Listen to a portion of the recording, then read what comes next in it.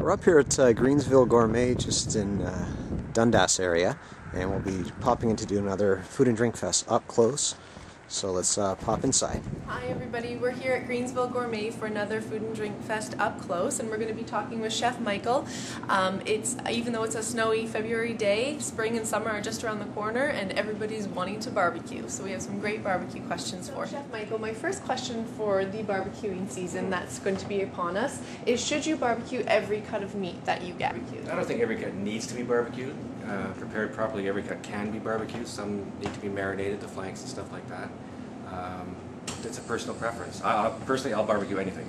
So what's one of the biggest mistakes a girl can make barbecuing? I usually send my boyfriend out to do most of the barbecuing, but if I'm going to start, what should I keep in mind? Keep in mind, talk to your meat supplier. They will give you pointers. They'll tell you how to do it. Again, it takes a minute to ruin a good steak. Find out what kind of steak you want to eat and what you're going to be doing with it, the application, and your meat vendor will tell you exactly what to do. Marinating slow, I think, is the secret. A lot of people do it in the bag, pressure. A good marinade, oil, vinegars to break down the enzymes in the meat and make it more tender. Lots and lots of flavor. Just be patient. Don't rush it.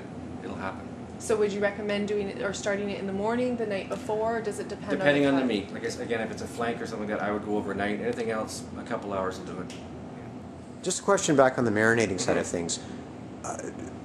Can every type of food be marinated, like poultry or game or anything like that? You have to be careful to marinating, especially if there's citrus in it, because you'll cause the meat to cold cook, especially if you're using fish or seafood, and that can ruin the texture, and that can ruin the cooking process of it, and ultimately ruin the flavor. So you do have to be careful which meats you're mixing with what marinades. And I guess like salt as well. With you can salt your fish and actually cook it, right? That's right. That's right. Same thing. Over salting is horrible. Salt after you're done.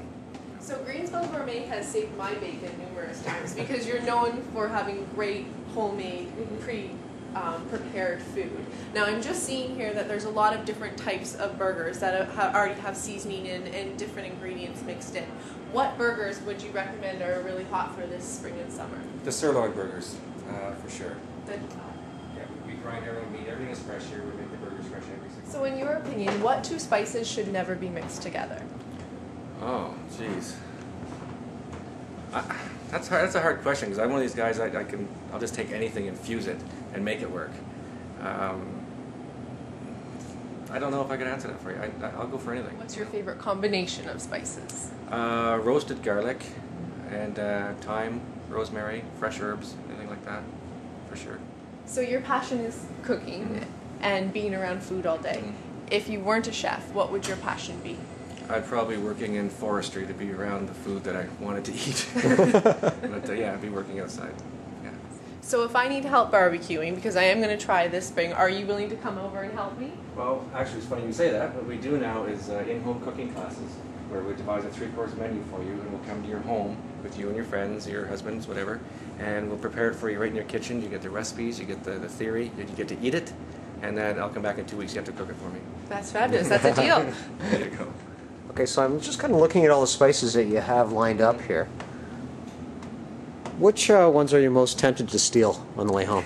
I'm Asian influenced. I like the Asian rubs. I like a lot of citrus. I like a lot of heavy flavors. Actually, that Cajun one, that'd be a good one right there. They'll know where to run right over to. That's got some kick to it. What exactly is your comfort food? I like rustic Italian. I like to sit down with some gnocchi or some ossobuco, heavy pastas, and a good bottle of red. I'm a happy guy. Now, are you going to make your own gnocchi? Oh yeah, always, always, always. Everything's handmade by me. Yeah. Okay, so when are we invited over? Hey, I'll tell you. I'll call you. Oh yeah, that's... We'll see how the show goes. How many times have we heard that one?